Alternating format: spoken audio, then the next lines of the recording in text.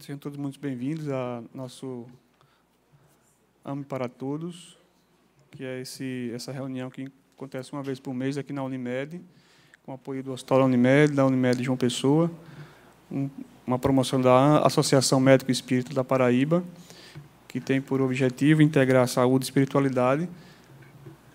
E hoje nós teremos a grata satisfação de estar recebendo novamente nosso irmão Edilmo, nosso colega, companheiro, que já vem nos ajudado várias vezes aí com as palestras e os temas mais bem interessantes. E hoje a gente vai ser brindado com esse tema, a compreensão da natureza do ser, o entendimento da estrutura nós, seres humanos, e qual a importância do estudo espírita nessa tentativa de compreender o ser. Antes de darmos início à nossa palestra, que terá 40 minutos de duração, como sempre a gente programa, e no final aberto a perguntas e respostas da plateia. Nós gostaríamos de divulgar a nossa jornada, que ocorrerá dia 22 e 23 de agosto, então se programem, que bianualmente nós realizamos esse encontro, né? Esta é a nossa terceira jornada, que vai ser realizado no Teatro Paulo Pontes, também a segunda encontro acadêmico de saúde e espiritualidade, onde nós teremos alguns convidados de fora e palestrantes locais e de renome nacional. Alguns temas que serão abordados, a gente vai buscar fazer um trabalho, como sempre é da AME, relacionar a ciência com a espiritualidade. Nesse ano, a gente vai centrar no tema da neurociência. Então, os temas relacionados à mente, o cérebro e a espiritualidade. Então, esses aspectos que estão relacionados aí, alguns, né? A glândula pineal, consciência, os sonhos, a psiconeuroimunologia, vários temas iniciais que os palestrantes propuseram a falar. E esse é o nosso cartaz inicial, né? E aí, só para lembrar vocês. Então, estejam todos convidados.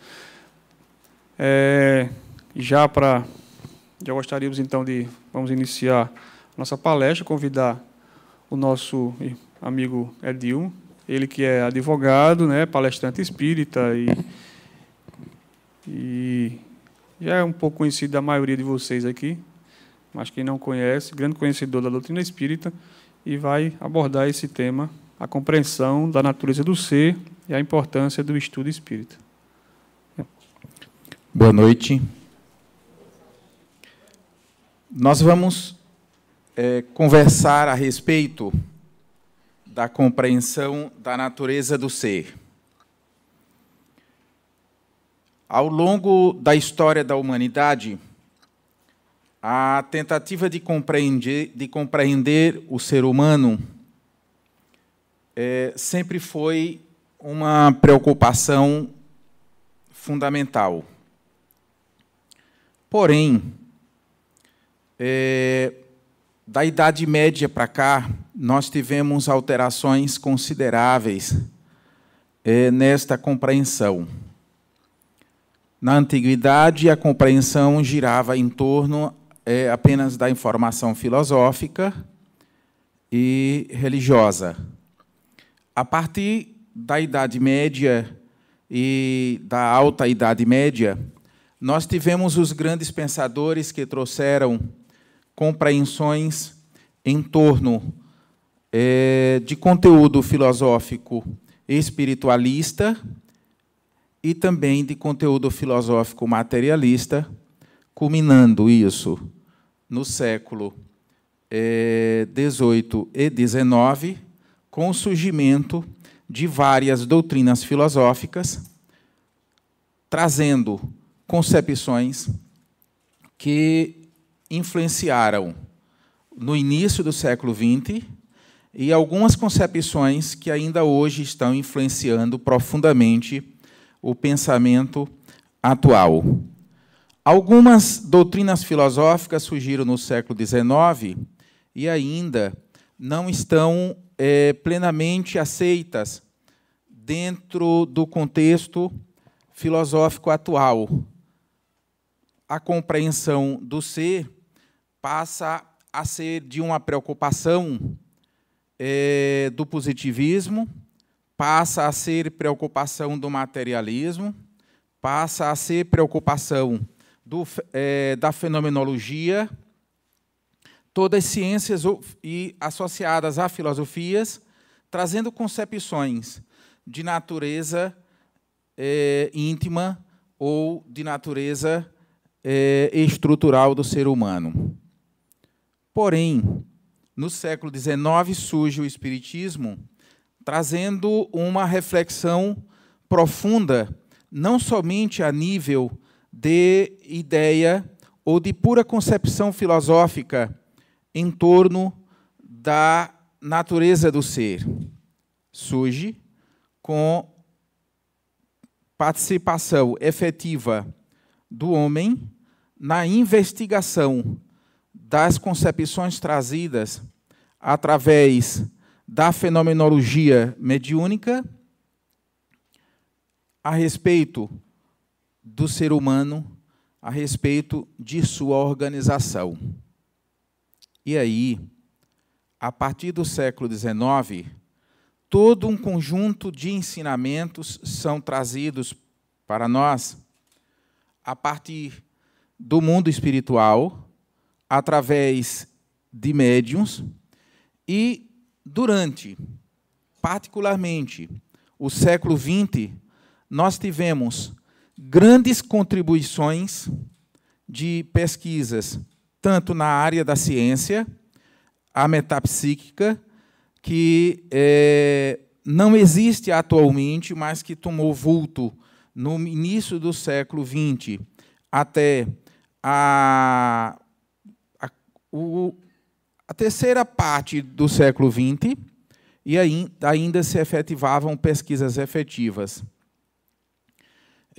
No Brasil, médiuns que foram pesquisados profundamente pela metapsíquica, um deles foi Carmine Mirabelli, a exemplo de outros que foram pesquisados pelo mundo afora. Carmine Mirabelli, ele demonstrava, na prática, fatos e acontecimentos totalmente desconhecidos por todos na época, como ainda hoje é fruto ainda de reflexão, de análise e de investigação, para que todos possam perceber a natureza dos fenômenos acontecidos com Carmine Mirabelli e que foram motivos de investigação da metapsíquica. Nós vamos encontrar fenômenos de desmaterialização. Carmine Mirabelli, na frente dos pesquisadores, ele desmaterializava metade do corpo até a cintura e ficava somente da cintura para cima.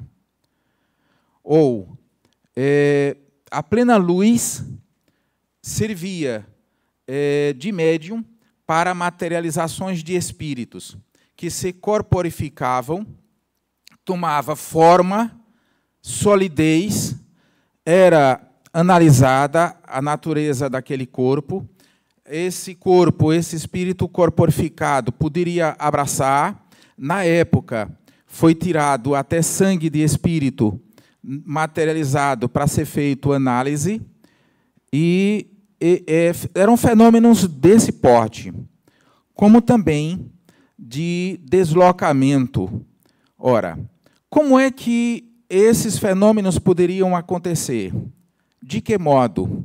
Qual a natureza do ser para comportar tantos fenômenos diferentes, ou tantos fenômenos que implicam em algo que normalmente se chamaria extraordinários, ou extranatureza, ou miraculosos?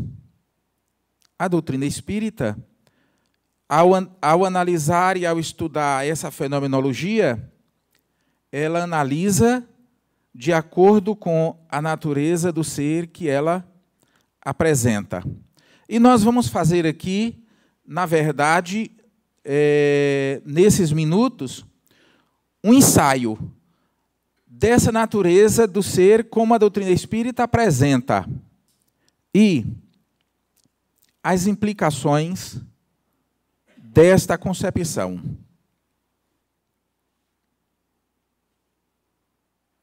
O ser humano, ser inteligente, ser que é, para nós que estudamos a doutrina, é um espírito. A concepção já surge de modo diferenciada.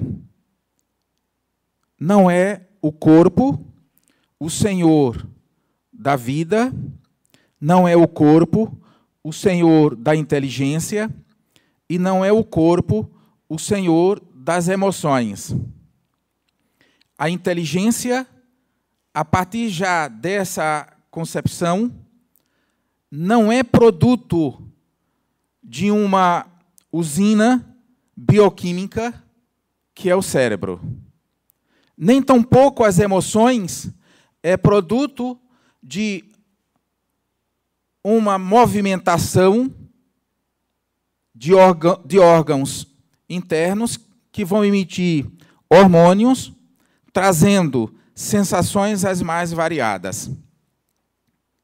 A partir desse momento, a concepção é: o espírito é o gerador de todos os fenômenos, em que, numa trajetória de evolução, ele vem do átomo e, como diz na doutrina espírita, ele vai até o arcanjo, que, por sua vez, já foi átomo.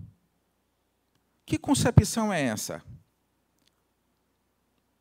Apresentado de modo muito simples. Arcanjo seria os considerados, ou aqueles que estão em todas as concepções religiosas, como anjos, ou os grandes devas da teologia indiana, da concepção oriental. Seriam espíritos ou seriam potências inteligentes da natureza, no mais alto grau e de pouca compreensão para nós ainda, como é o seu modo ou qual é a sua estrutura. Mas a afirmação trazida a respeito da natureza do ser é de que ele parte do átomo. Sim, o átomo que a ciência estuda, que a ciência procura apresentar modelos, que a ciência procura apresentar composição, organização. No início do século XIX, quando se falava a respeito de átomo, se falava a respeito de partículas. Durante a trajetória do século XX, este átomo passou de ser uma unidade sólida para ser uma unidade praticamente vazia. E, ao longo do século XX, as concepções de modelo de átomo sofreram modificações consideráveis. Se já no final do século XIX nós tínhamos um átomo composto de 3 partículas, nós vamos chegar no final do século XX um átomo composto de mais de 5.000 partículas. Em uma estrutura altamente complexa. Nós vamos encontrar, a partir da década de 50, a utilização da matéria para a construção de computadores, de utilização de armazenamento de memória. E essa memória, cada vez que se evolui, ela se aproxima mais do armazenamento da memória no átomo. A última tecnologia é a nanotecnologia, que faz o armazenamento de dados e de informações a nível de átomo. Portanto, quando nós falamos que esse ser inteligente, que é chamado de espírito, ele parte na sua trajetória evolutiva a partir do átomo e ele vai até as estruturas mais complexas e de inteligência, de força e de poder, que comanda, segundo os espíritos, regiões inteiras do universo, nós vamos conceber que esta unidade ela vai sofrer transformações em todo um processo de aprendizado ao longo dos bilhões de anos que serve para esta trajetória. Estou logo afirmando, de começo, de que esse desenvolvimento ele não é um desenvolvimento especificamente ou puramente biológico. É um desenvolvimento de natureza espiritual. Ou seja, vamos fazer o seguinte raciocínio. A matéria utilizada no nosso corpo, ela é a matéria mais grosseira, mais bruta, que existe no universo, a mais densa. A matéria utilizada na estrutura do ser espiritual é a mais sutil e a mais potente que existe no universo. Portanto, já desde a origem, a composição do átomo material, para que ele seja organizado, para que ele se mantenha organizado, ele tem uma organização idêntica, espiritual, que o mantém organizado. Um átomo espiritual. Concebendo aí a matéria em gradações as mais diversas. E os espíritos dizem que a mente ainda é matéria. E a mente é composta de matéria bem sutil e bastante potente. E ela começa os seus ensaios de aprendizado, de inter-relação com o meio ambiente e de conhecimento de si mesmo, e que exercerá essa trajetória ao longo de bilhões de anos, começa aqui no átomo. Portanto, vamos conceber logo de início de que a estrutura organizacional de tudo que existe no universo, ela está sendo presidida por uma inteligência e por uma matéria bruta. Uma matéria muito sutil, ou seja, uma matéria inteligente, e uma matéria bruta que, para estar organizada, está sujeita à matéria inteligente. Esse processo de organização, ele vai nos trazer consequências extraordinárias na compreensão do ser, como convivemos. E, ao olhar para a natureza em nossa volta, nós vamos compreender a natureza não algo aleatório, e não algo solto ou perdido, e sim como produto de inteligência e de inteligências. Nós vamos raciocinar. Este desenvolvimento vem acontecer no mundo físico, o mundo que conhecemos. As teorias que surgem no mundo físico da evolução, elas são fragmentárias.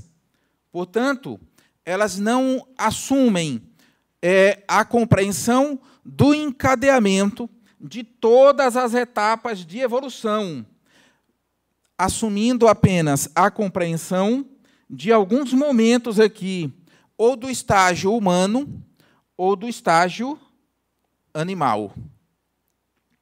Essa compreensão, ela ainda é em decorrência da observação dos fatos apenas no mundo biológico, no mundo físico.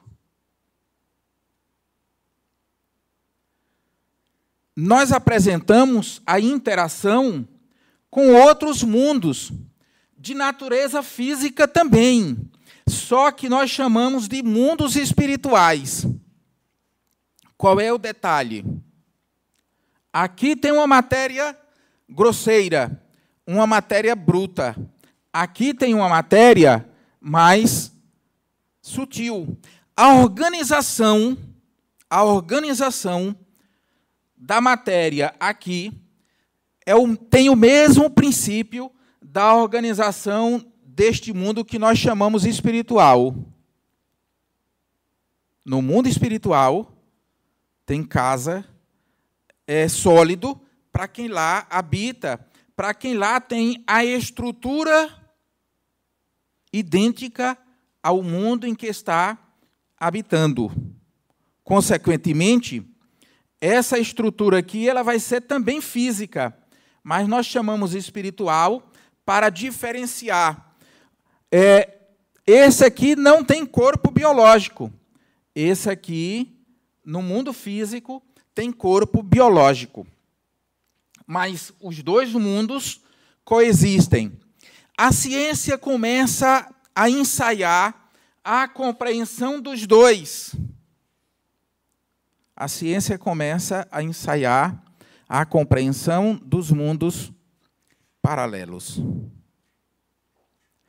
E a inter-relação entre esses mundos paralelos, a ciência diz que há os buracos de minhoca, que são zonas de interseção entre um mundo físico e um outro mundo físico que nós chamamos de mundo espiritual.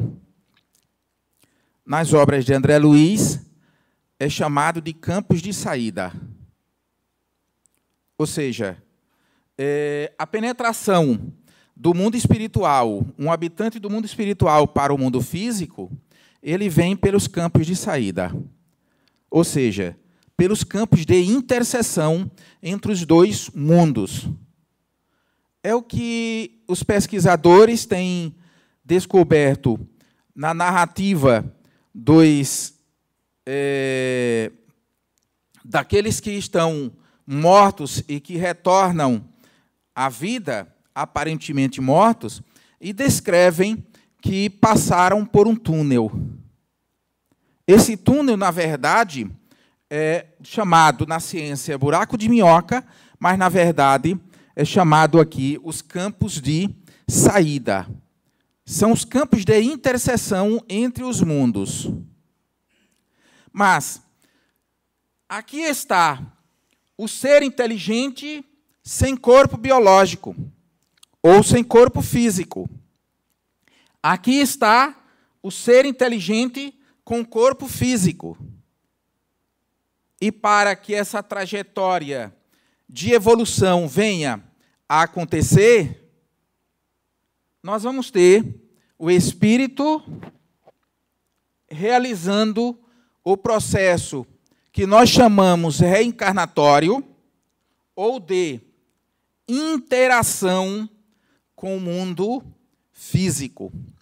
E essa interação com o mundo físico, os primeiros ensaios dessa inteligência, que no estudo espírita é chamado de princípio inteligente, ainda não é chamado espírito na origem, e sim princípio inteligente, que contém os elementos da inteligência, mas não tem a organização rebuscada de inteligência, parte para interagir com a organização física, a organização material. E estas primeiras interações vêm a acontecer no cristal, no reino mineral. É um dos entendimentos de que são os cristais que são utilizados e que servem para armazenamento de memória. Só conseguem nos cristais. Porque esses cristais, ele tem princípio inteligente. É o elemento que será no futuro um espírito. Mas ele está, no princípio, ensaiando a sua interação com o mundo físico. No mundo físico, ele vai ter as sensações de calor, as sensações elétricas, as sensações magnéticas, as sensações de frio, ou todas as impressões que levarão ao desenvolvimento dos seus sentidos ao longo da evolução. Depois de um período, essa organização se esgota por não suportar ser mantida, organizada por muito tempo. Então, esse princípio inteligente retorna ao mundo espiritual. Mas quando ele retorna ao mundo espiritual, ele não retorna mais exatamente igual como era antes. Ele já chega aqui de modo diferente. E ao chegar diferente, ele chegou com alguns elementos de conhecimento, alguns elementos de estrutura, alguns elementos de sensações que ainda não têm uma organização apropriada, mas que está sendo registrado na sua essência. O que é que vai acontecer? Depois de um período aqui, que por ser e por estar num período inicial da trajetória evolutiva, ele demora muito pouco sem interagir com a matéria, porque ele não tem condições de se manter pulsante fora da matéria. Ele entra em inércia fora da matéria. Então, ele precisa retornar. E daí, ele retorna e vai interagir por outro período com a matéria. E à medida que estes elementos vão interagindo com a matéria, períodos a períodos, eles vão adquirindo forma,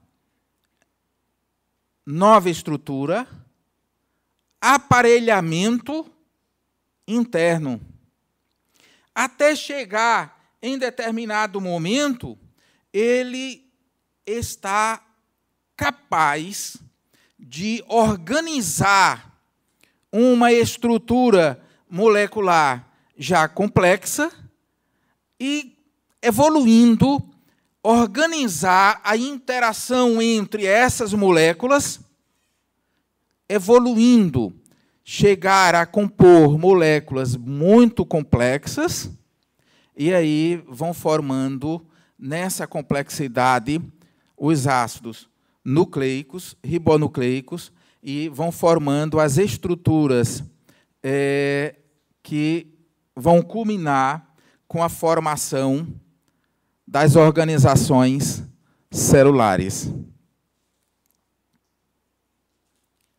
E à medida que vão evoluindo, eles vão construindo intimamente esta organização. Depois, vão convivendo e vão construindo uma interação entre células, formando uma coletividade. Quando chegam a ponto de formação de células e formação de uma coletividade, estão prontos para colaborar na trajetória, no desenvolvimento de outros seres mais evoluídos, na formação dos corpos dos seres mais evoluídos. Passado o período, retornam para o mundo espiritual. Mas, à medida que eles vão, reencarna, desencarna, eles vão construindo a inteligência. Há um período na trajetória, mineral, vegetal e animal, que ele constrói a inteligência ao longo de bilhões de anos. Dizem os espíritos que, da trajetória inicial até chegar a ter consciência de si, ele demora 1 bilhão e 500 milhões de anos. Terra. É muito tempo. Mas para a natureza e para a eternidade, o que é 1,5 bilhões de anos? Quase nada. Portanto, aqui é quando ele começa a tomar consciência de si, mas ainda com pensamentos fragmentários. E ele só passa a ter pensamentos contínuos quando ele atinge o estágio humano. Quando ele atinge o estágio humano, ele passa a ter pensamento contínuo e consciência de si mesmo. E, ao ter pensamento contínuo e consciência de si mesmo, ele começa a desenvolver livre-arbítrio e começa a desenvolver o tirocínio. Ou seja, nós somos criaturas, nós somos seres que estamos desenvolvendo a nossa organização estrutural ao longo de bilhões de anos para chegar ao estágio em que nós nos encontramos. Obedecendo uma matriz universal. E esta organização, ela está toda organizada no elemento inteligência. Todo o restante é aparato acessório para o desenvolvimento da inteligência. Todo um complexo de alimentação, de sensações. Ao longo dos bilhões de anos, se desenvolve o tato, se desenvolve a visão, se desenvolve a locomoção, se desenvolve as sensações olfativas. Todas as sensações são desenvolvidas em pequenas janelas. Pequenas janelas. Com um detalhe. O ser, quando retorna e que vem para o mundo espiritual, ele permanece no mundo espiritual sem saber e sem ter domínio dessa realidade do mundo espiritual. Só começa a ter domínio de sua inteligência neste mundo aqui, no mundo espiritual, sem um corpo físico, quando ele atinge a escala humana. E os primeiros milênios da escalada humana é o ser acabrunhado. Quando ele desencarna, ele simplesmente permanece vinculado ao ambiente em que está. Quando ele não retrai o seu corpo espiritual e fica na forma ovoide, próximo daqueles ou da comunidade, ou até esperando o momento seguinte de retornar. E o desejo é de retornar, porque ele tem domínio no plano físico, não tem domínio no mundo espiritual. à medida que vai evoluindo, é que vai aprendendo a ter domínio no mundo espiritual. Muitas vezes nos perguntam, quando estamos dando aula e curso de doutrina espírita, por que determinados espíritos não alcançam as esferas superiores? Está aqui a explicação. Porque ele não tem domínio suficiente na sua estrutura organizacional, na sua organização mental e perispiritual para alçar voos.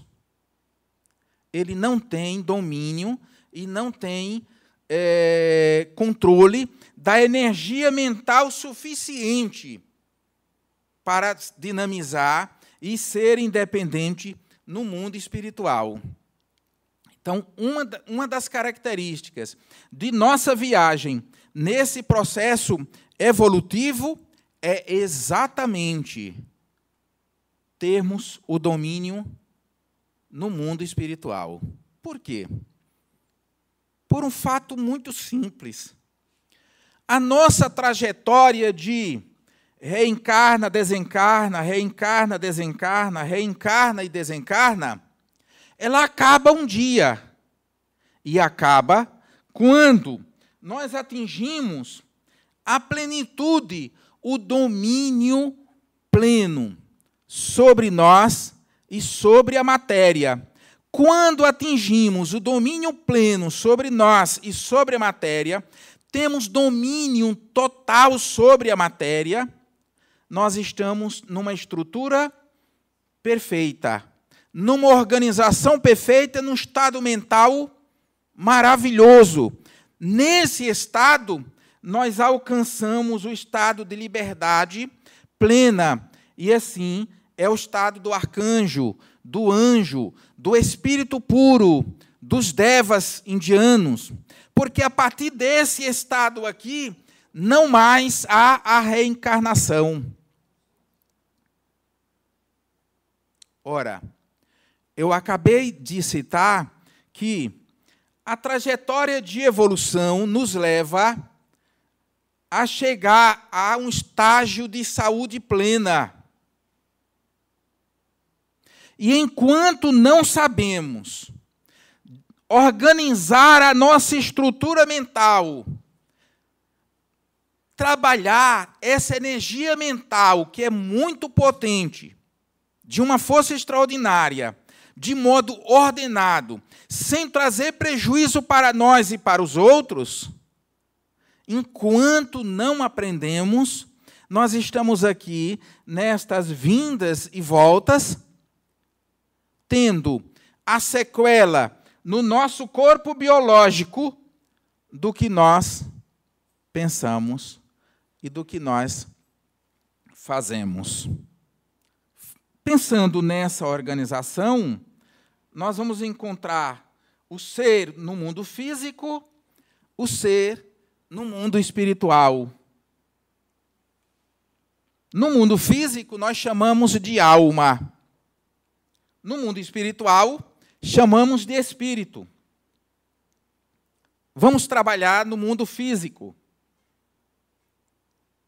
O ser é composto, basicamente, tem outros desdobramentos que podem ser motivos de análise e de estudo posteriormente, mas aqui, basicamente, corpo mental que plasma o corpo espiritual. O corpo espiritual, o perispírito, é um campo mento-eletromagnético. É um campo magnético produzido pela mente. Imaginem simplesmente um campo magnético que só tem magnetismo, não tem matéria nenhuma, vazio, está lá pleno, tem tudo o que tem na mente, só que na mente tem códigos e nesse campo tem em órgãos. Pleno. E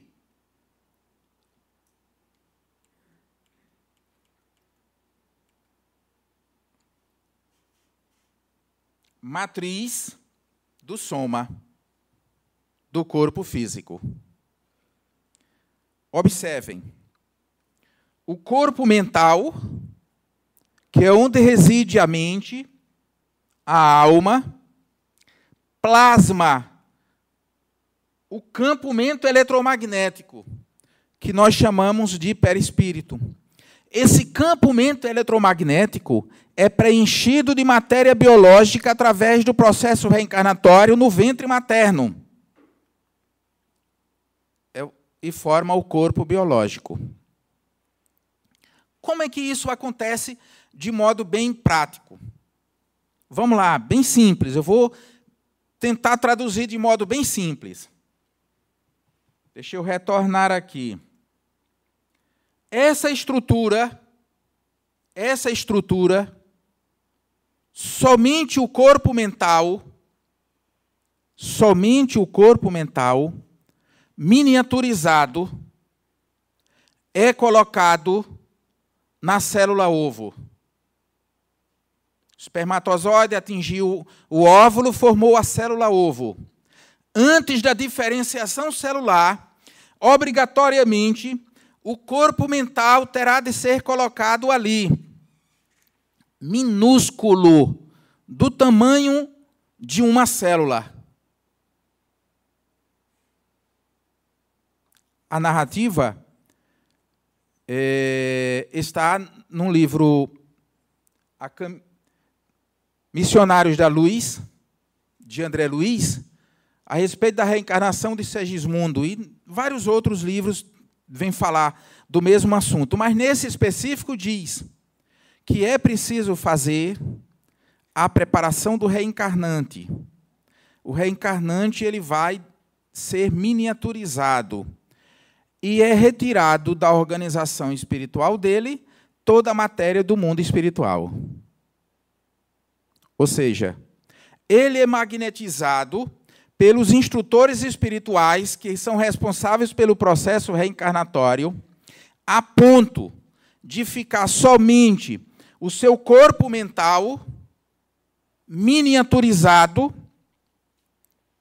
porque este corpo mental, ao longo de toda a evolução de bilhões de anos, formou em codificação aqui dentro, na sua estrutura mental, todos os órgãos que possuímos.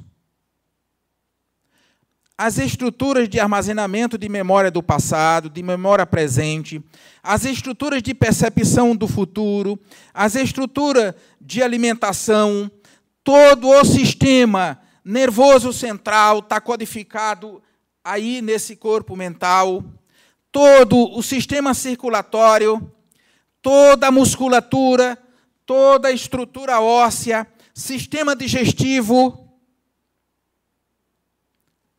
toda a organização. E cada elemento da organização que nós estamos a presenciar aqui, tem em códigos aqui na estrutura, no corpo mental. Na atualidade, é até fácil de dizer isso, porque falamos em computadores, tem código de computadores, e do código, o computador apresenta imagens, e hoje fazem até impressão em 3D. Não é? Já estão ensaiando em laboratório as imagens holográficas. Já conseguem, em laboratório, produzem, é muito caro, mas já conseguem produzir. Na ficção, já apresenta de modo regular, né? Para a gente, quem sabe se a gente vai alcançar aí as comunicações holográficas. Mas, no corpo mental, nós vamos encontrar, lá dentro, em código, o coração. Nós vamos encontrar em código o fígado. Nós vamos encontrar em código os braços, as pernas, os dedos, os olhos, toda a estrutura dos olhos. Cada parte, cada minúcia ou cada minudência do corpo está aqui em código, que foi desenvolvido ao longo de bilhões de anos, no ensaio entre o contato físico e o retorno para o mundo espiritual. Contato físico e retorno para o mundo espiritual. Então, quando, no processo reencarnatório, este ser, ele inicia a sua trajetória de formação do corpo biológico, ele vai expandir o seu corpo espiritual, ele vai expandir lentamente o campo mento-eletromagnético, que é plasmado com toda essa codificação, com toda a codificação que foi armazenada ao longo de bilhões de anos aqui, plasma lentamente o perispírito. E à medida que plasma lentamente o perispírito, vai formando lentamente o perispírito, vai formando lentamente o corpo biológico. Se houver um código alterado aqui, o campo mento-eletromagnético vai estar alterado. Consequentemente, o corpo somático vai apresentar-se alterado. Mene sana in corpore sano. A nossa trajetória evolutiva é para que essa estrutura mental esteja plenamente saudável, organizada. Se houver alguma deficiência na codificação, o perispírito, que é o campo mento-eletromagnético, vai se apresentar deficiente. E quando ele servir de matriz para o corpo somático, o corpo biológico, o soma, simplesmente vai, no seu final, estar alterado. Vai estar ou deformado, ou suscetível, fraco, frágil, ou mesmo, se tudo aqui estiver fortalecido, ele aqui vai estar fortalecido. No mundo espiritual, temos o espírito. O espírito equivale à alma, é questão apenas de denominação. A alma é o espírito reencarnado, e o espírito é a alma desencarnada. Também tem um corpo mental, com todos os códigos, só que sem o corpo somático.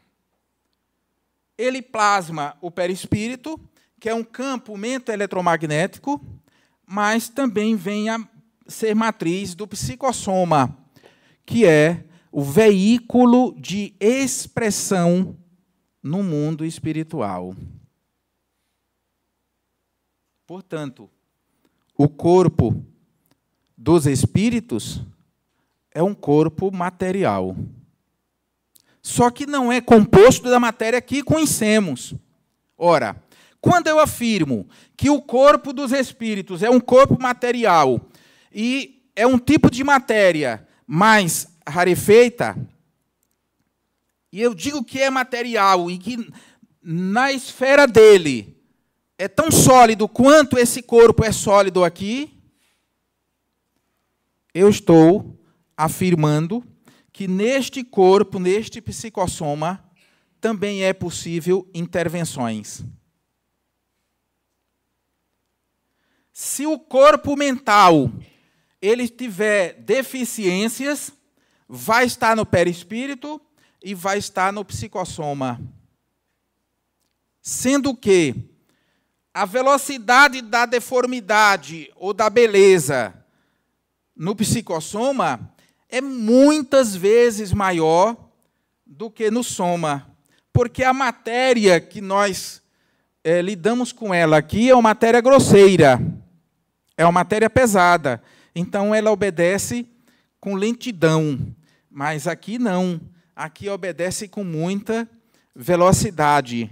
Então, pensou, respondeu. Portanto, Ao conceber os espíritos, vamos conceber que ele é alguma coisa que tem composição material apenas diferenciada da nossa.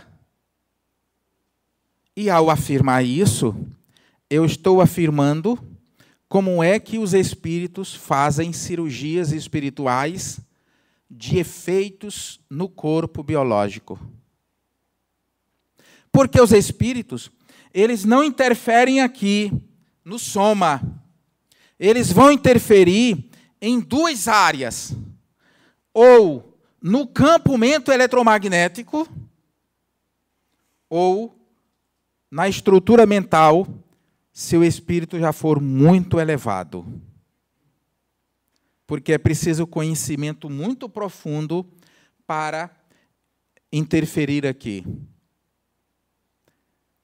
E aqui, os espíritos ou os médicos da espiritualidade promovem intervenções no perispírito e sempre convidam o dono do corpo a promover a sua transformação por um fato simples.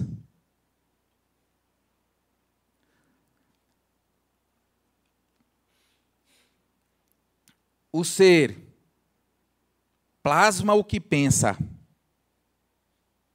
O ser plasma o que pensa. Ele pensou, ele deu forma.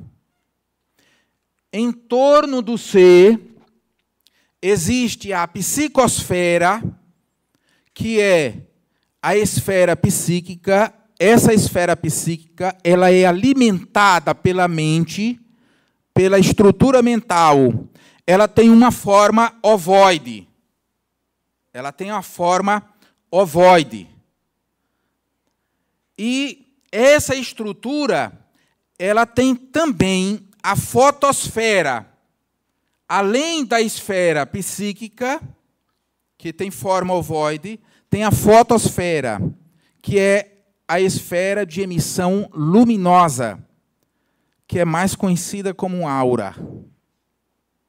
Pela fotosfera, a espiritualidade, só olhando, faz diagnósticos e sabe da situação daquele que está emitindo o seu pensamento. E tem o seguinte, nessa psicosfera, a matéria da psicosfera, como é matéria mental, obedece ao pensamento. Chega a ponto de dar formas externas à mente, ao pensamento. Se nós pudéssemos lidar ou enxergar isso, nós iríamos verificar pessoas com verdadeiras alucinações, criando imagens e conflitos extraordinários com a imagem que criou. O ser plasma o que pensa. Ele pensou, ele deu forma. Ele deu vida. Então, daí, se queremos um ambiente agradável, nós temos que dar uma forma agradável. Nós temos que emitir paz, compreensão, entendimento, harmonia. Aí, todo o nosso ambiente vai ser harmônico. Vai ser um ambiente de tranquilidade, porque nós estamos pensando em paz. Nós estamos pensando em harmonia. Consequentemente, estamos emitindo luz e estamos emitindo a sensação de paz. Quantas vezes nós já nos aproximamos de alguém e aquela pessoa dá uma sensação agradável para a gente? Ou nos aproximamos de alguém e a gente chega a ouvir assim, fulano tão carregado que eu me aproximei e me senti mal. Simples.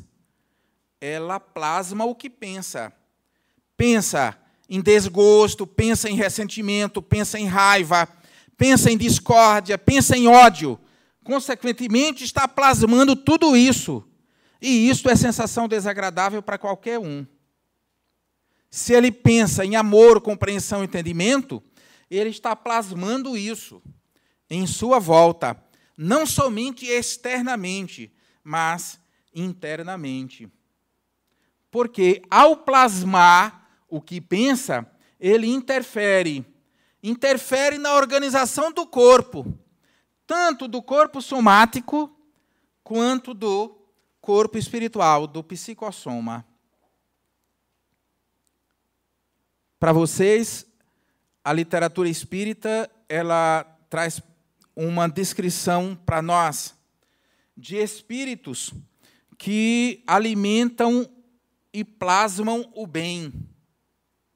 É um corpo espiritual brilhante, luminoso, suave, translúcido. Para espíritos que alimentam o mal, que alimentam o ódio, rancor, ressentimento, é um corpo escuro, denso, pesado, sem brilho, porque é resultante do que pensa. Do que pensa. E simplesmente, quando nós pensamos, nós interferimos na nossa organização, na organização de nosso corpo. E se interferimos no corpo somático, no corpo biológico, devemos pensar bastante. Estimular cada pessoa que está na superfície da Terra a pensar no bem, na harmonia, no amor, da compreensão, no entendimento, para que o seu corpo esteja bem. Se uma pessoa fica doente, vamos estimulá-la, porque nós estamos estimulando para o bem, para a harmonia, a sua base de organização. Se ela vai pensar, se ela vai ter esperança, se ela vai ter força, coragem, contentamento, ela vai transmitir energias pelo seu organismo, já que ela transmite normalmente, mas ela vai transmitir energia leve, energia com força, não energia lenta. A vibração dessa energia, ela vai ser alta. Consequentemente, o seu corpo vai se beneficiar com os efeitos do que ela pensar. Aí está. Estudar o que a doutrina nos apresenta a respeito da natureza do ser vai nos levar a promover lentamente a saúde mental do ser. Vai promover neste ser a saúde de sua estrutura mental, dos códigos que estão em sua mente e que presidem a organização de seus corpos, espiritual e biológico. Consequentemente, nós estaremos gerando, ao longo do tempo, uma civilização saudável, a partir do sentimento e da construção de justiça no modo de pensar. Pensar no bem, pensar na harmonia. A importância desse estudo nos leva a compreender que o ser tem uma relação para consigo, uma relação para com os outros que lhe são semelhantes, quer esteja num corpo biológico, quer esteja no corpo espiritual. Que Jesus ilumine a todos.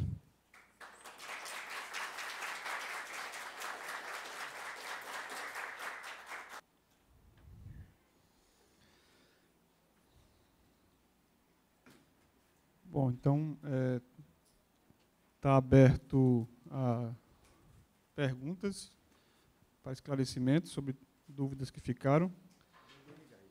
É melhor.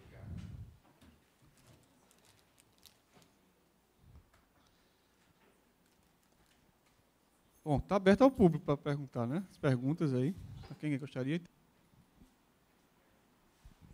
Boa noite a todos. Meu nome é Antônio. Primeiramente, gostaria de agradecer por essa belíssima aula de ciência espírita. Eu queria saber como ocorre a encarnação no mundo mineral.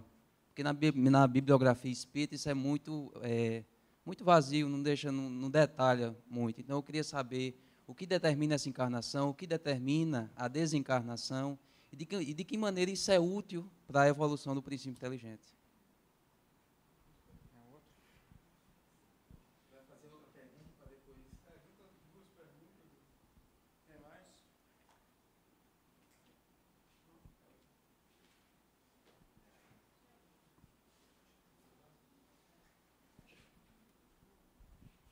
Boa noite, Antônio Bezerra, né? A satisfação também está por aqui.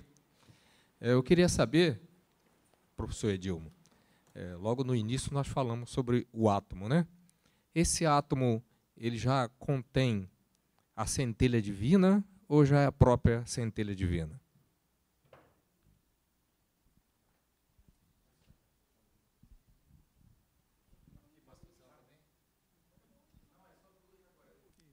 Jovem, é o seguinte, na literatura espírita, basicamente, você tem um livro que veio a tratar de modo mais prático e mais direto a respeito da interação do espírito no reino mineral.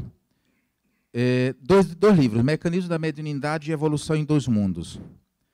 A interação no mineral ela é por atração magnética. Por atração magnética. O que você vai ter?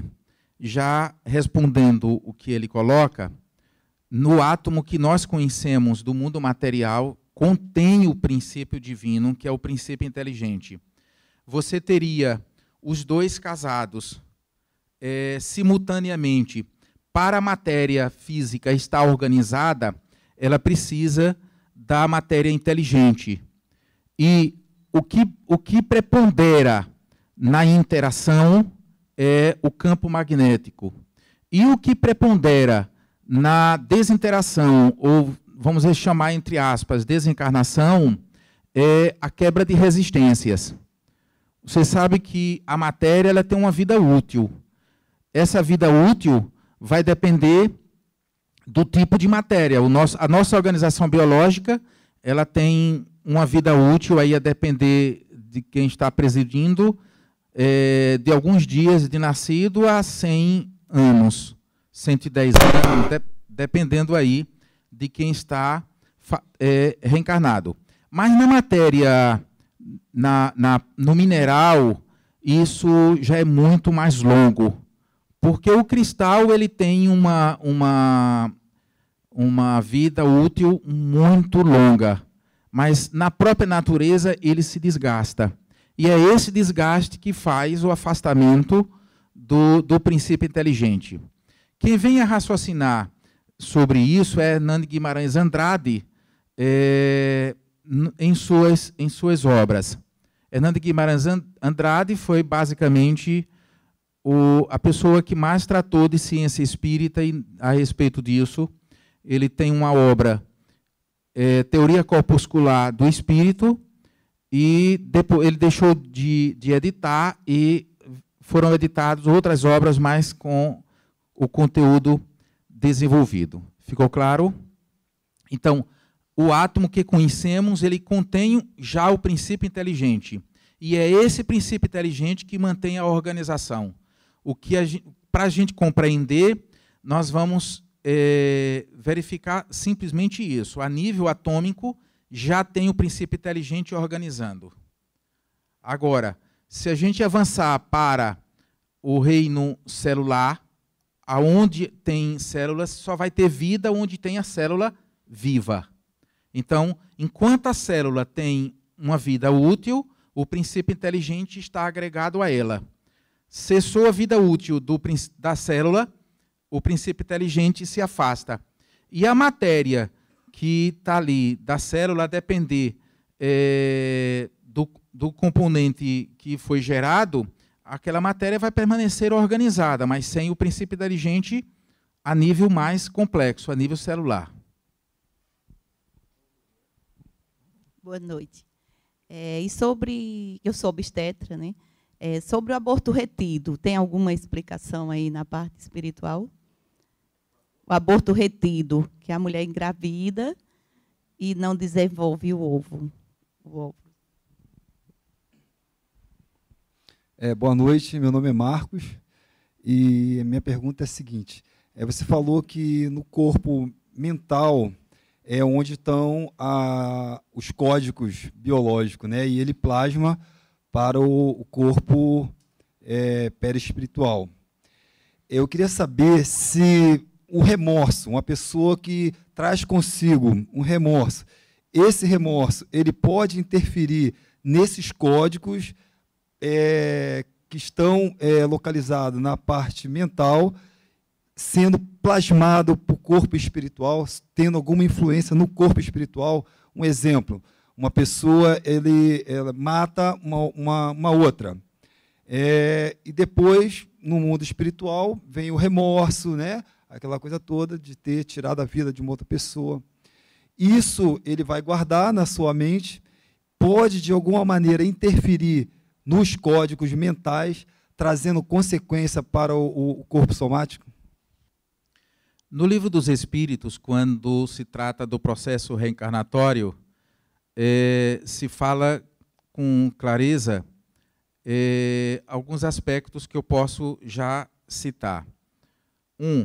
Que um corpo pode ser formado por completo sem ter um espírito destinado a ele, desde que a mãe ela faça com a sua vontade intensa plasmar esse corpo. Ele só não terá vida após o nascimento. A geração a partir da vontade soberana da mãe. Quando há a formação e não há, mesmo que tenha uma vontade, mas não é tão grande da mãe, ela pode incentivar ou fornecer energias para a formação do corpo até um determinado estágio. Mas esse corpo terá forma teratogênica no aborto.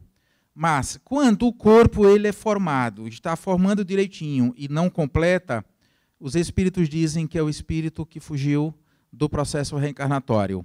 Deixou a plasmagem, cessou a plasmagem, o corpo não vinga e não dá continuidade na vida.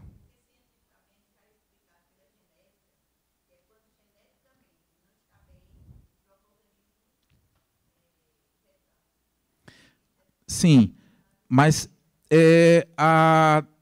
os espíritos nos trazem informação de que o código genético ele é trabalhado pelo espírito no processo reencarnatório, ele plasma, ele obedece os parâmetros, digamos assim, que não podem ser alterados, mas determinadas características, determinados aspectos, ele plasma e ele direciona nessa formação. Mas, se ele não tem condições de dar prosseguimento, simplesmente ele afasta. Mas, quando isso acontece, normalmente é mais para efeito de quem teve a gestante, dos pais, do que propriamente do espírito que iniciou o processo reencarnatório. A codificação gerada ou construída em nossa estrutura mental ao longo da evolução, ela não pode ser desmanchada ou maculada. O que acontece? É que, no momento da exteriorização desses códigos, o remorso ele promove a interferência. Ou seja, ele altera a exteriorização. Vamos dar um exemplo bem prático. Conta Humberto de Campos que um estivador chegando em casa, ele, no momento de revolta, ele bate na mãe. E a mãe, naquele popular, roga uma praga para ele. Diz que o braço dele vai murchar porque ele bateu na mãe. A mãe dele desencarnou primeiro do que ele, na verdade. Quando ele desencarnou, o remorso era tão profundo que era ele saindo do corpo e o braço recolhendo. O código mental do braço está lá intacto.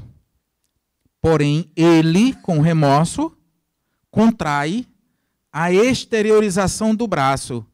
Obviamente, na sua próxima reencarnação, ele vai plasmar um braço mirrado. Os códigos, depois de construído, não mais são destruídos. Mas a exteriorização dos códigos é que são... essa exteriorização é manipulada pelo nosso padrão de pensamento, pelo remorso, pelo ódio, pelo rancor, e assim por diante. O rancor, ele produz uma desorganização profunda na estrutura do ser.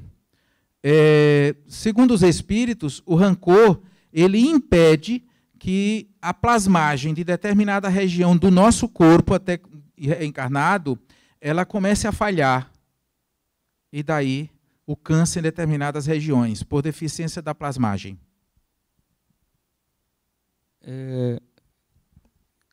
Já que a gente está num ambiente, claro, na Associação Médico Espírita, daí você falou muito de saúde, né, porque a partir da compreensão do ser, você pode trabalhar.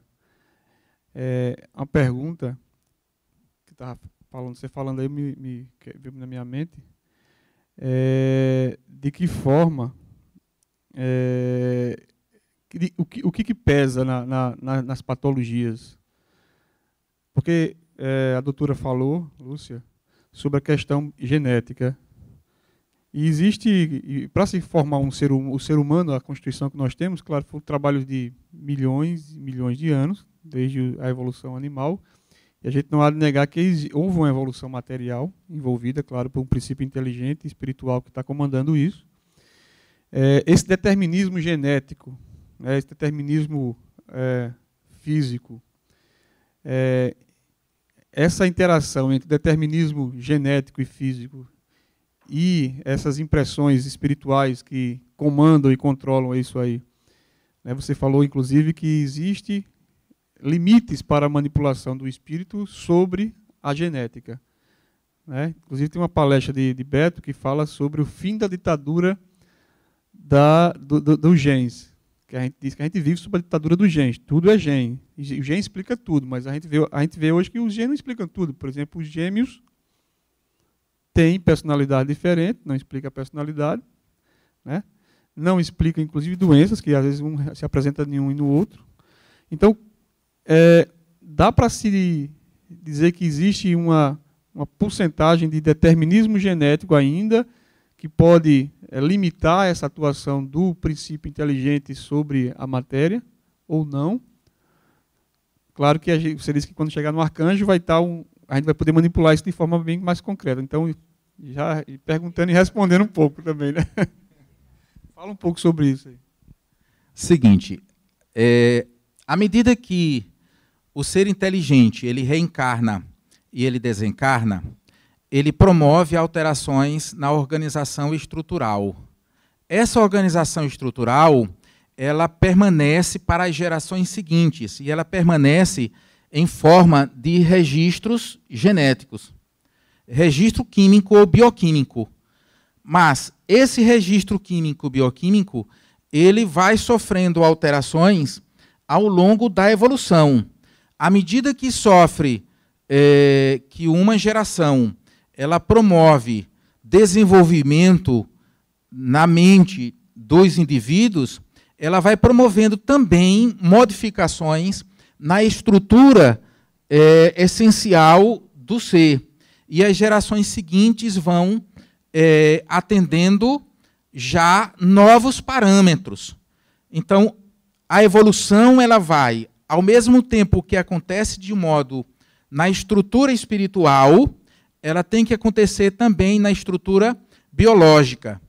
Só que, quando o indivíduo vai reencarnar e ele tem determinadas circunstâncias que estão na sua estrutura mental e no seu corpo espiritual, resultantes dos seus desmandos, resultante das suas idiosincrasias, do seu desequilíbrio, dos seus desajustes, e ele vai trazer isso, o que acontece? Na escolha do novo corpo, escolhe-se a estrutura genética compatível com o processo que ele vai passar. E ali aquela estrutura genética vai ter, digamos assim, eu vou colocar entre aspas, furos ou fragilidades que sofrerão interferência direta das ações, das deficiências que tem na estrutura mental dele e na estrutura do corpo espiritual, do corpo mental e do corpo espiritual. Consequentemente, o corpo biológico, mesmo a partir de uma matriz, vai sofrer alterações consideráveis. Porque quem preside a personalidade é o ser inteligente, não é estrutura genética, organizacional ou bioquímica. Quem preside a formação do corpo e a plenitude do corpo é o campo mento-eletromagnético. Obviamente que para formar o corpo, para ter essa dinâmica, ele vai precisar da codificação genética. Porém, se no corpo espiritual dele o braço estiver deformado, ele vai obedecer à sequência genética de reprodução, mas a plasmagem, o braço vai parar exatamente onde a matriz está deficiente. Do mesmo modo, você vai compreender todas as outras alterações. Não somente as alterações morfológicas, mas como as funcionais. Você vai ter as alterações no sistema nervoso central, no sistema nervoso, as alterações no sistema circulatório. Então, essas alterações, elas são alterações de plasmagem. Tudo bem, para formar o sistema circulatório, houve um aprendizado ao longo de bilhões de anos e tem, em consequência disso, uma codificação biológica que está sendo cedida para isso, mas não para ser perfeito.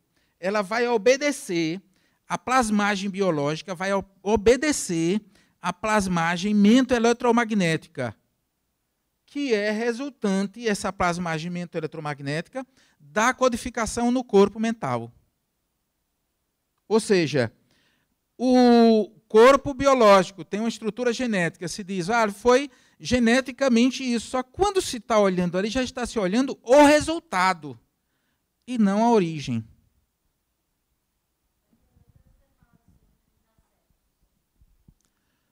Os acéfalos ou anencéfalos, eles têm deficiências na estrutura do corpo, no corpo mental.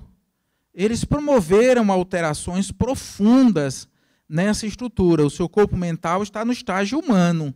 Só que, digamos, o fulano que deu um tiro no ouvido, na cabeça e estourou tudo. Então ele plasma a desorganização mental. Ele precisa de um processo reencarnatório para, sob a pressão da matéria, ele trazer organização. Digamos que ele se lançou de um edifício, bateu de cabeça embaixo e a cabeça se espatifou. Parece filme de terror, mas isso é uma realidade do mundo espiritual. Só que, quando ele precisa reorganizar isso, ele chega no mundo espiritual, o corpo físico está lá, mas ele chega no mundo espiritual sem isso. A espiritualidade cuida dele, mas ele precisa refazer e reestruturar. Como é que ele vai refazer? Aí surge a pressão do biológico e a necessidade dele de plasmagem. Essa dupla faz com que, no momento de uma reencarnação, basta a função vegetativa para fazer com que ele tenha uma organização. E daí surge a necessidade interna dele. Essa necessidade interna dele profunda promove a reestruturação. Ele não vai sobreviver por muito tempo, mas ele terá uma outra existência. Na próxima, pode acontecer do mesmo jeito, só que já com uma estrutura melhorada, até que ele refaça plenamente. Mas é sempre produto de uma deficiência no ser inteligente. O corpo é puro instrumento, e é um instrumento valiosíssimo, e devemos tratar ele com muito carinho e com muito respeito. Muito boa noite a todos. Eu acho que vamos encerrar, não é? Já está na hora, então amanhã é dia de branco. Mas, Edilmo, cumpre-me lhe agradecer pessoalmente e, em nome do presidente da nossa querida AME, também, já que você aqui já veio várias vezes, e nós esperamos que muitas outras, né, as portas estão abertas para você trazer sempre esta lúcida palestra que você nos trouxe. Para nós, para essa humilde assembleia, assistência, você expôs aí tudo claramente, com toda a objetividade, todo o conteúdo da coleção de André Luiz, né? Com muitos enxertos ainda sobre teosofia. Mas a AME, nós gostamos então de saber desses procedimentos que devam ser realizados mensalmente para todos nós. Do átomo até o arcanjo tem toda aquela linhagem, né? Com todas aquelas faixas, aquelas esferas. O átomo, as moléculas, as células, os tecidos, os órgãos, os aparelhos, o sistema, e até a conformação espiritual. Sem falar de que, através de tudo isso, as várias e sucessivas reencarnações. O grande Siddhartha Gautama, o grande Buda, ele já dizia, né, naquele tempo, 480 anos antes de Jesus, já vim 600 vezes e deveria voltar mais 600. Bem, então, tudo isso. Agora, que cada um procure se aprimorar, evidentemente, né? Cada vez, e sobretudo no aspecto moral e muito mais ainda no aspecto material. Claro que o corpo físico apenas um veículo, é o templo do nosso espírito. Nós devemos considerar, sobretudo como nós todos médicos, né? E devemos orientar cada um ter a saúde física e tal. Porém, no sentido de espiritualidade, a parte espiritual. E, mais uma vez, lhe agradecendo sua belíssima e maravilhosa, porque, inclusive, pegando os 16 volumes de André Luiz, o que você trouxe aqui para nós não causa inveja, André Luiz. Paz e amor e alegria. Aproveitar que o Dr. Ramon Nilson quase está encerrando aí nossa palestra, que realmente o horário já é avançado, mas queria que você desse a gente fala muita ciência, realmente muito conhecimento, mas acho que a gente tem que levar algo para todos, né? Os ouvintes aí também que estão assistindo pela internet, que vai ser disponibilizado no YouTube essa aula, quem quiser rever. De que forma o ser humano, já que a gente compreendendo essa explicação espírita do ser humano, de que forma o ser humano pode evoluir, dar passos mais largos? A gente sabe que a natureza não dá passos largos, mas a gente pode acelerar um pouco esse processo. O Ramon já falou um pouco isso aí, mas eu acho que a receitinha aí, talvez vai ser os livros de André Luiz, não só, mas talvez de Jesus, mas você falaria em poucas palavras, o que a gente pode fazer para essa constituição, nosso ser dar uma evolução, seguir a evolução? Existe uma palavra, de modo muito simples, que é trazida pelos espíritos, chamada senda. É simplesmente seguir a senda. A senda é a trajetória mais curta. Para que nós possamos compreender, você tem uma montanha e vai chegar do outro lado. Você pode caminhar pelo sopé da montanha, para chegar no outro lado. Mas você pode pegar o caminho mais curto, subindo a montanha, para depois descer. A senda é a trajetória de escolha pessoal, de transformação, para aplicar a vida com trabalho em torno do bem. É o desenvolvimento moral pessoal. É a escolha individual de viver bem. É a escolha individual de servir. Como disse Jesus. Servir. Servir é o instrumento básico de construção de uma trajetória mais curta no aprendizado. Quanto mais se serve, e se serve com amor, com compreensão, com harmonia, não é? Nós vamos aprender muito mais. Servir com amor é estar na senda, é pegar o caminho mais curto. O caminho mais longo é o da ociosidade, da preguiça, da inércia, não estudar, ficar parado, achar que todos os outros são responsáveis por nós.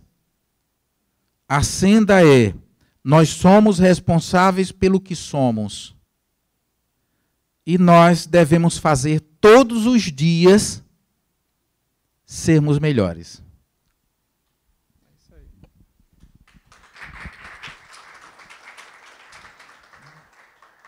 Realmente, eu acho que a gente sai com muita coisa mais para a gente levar para casa. Realmente, obrigado, Dilma, pela palestra, que nos aclarou mais ainda nossa humilde conhecimento, e pequenez ainda, né, doutor Ramon Nilson? E muito obrigado.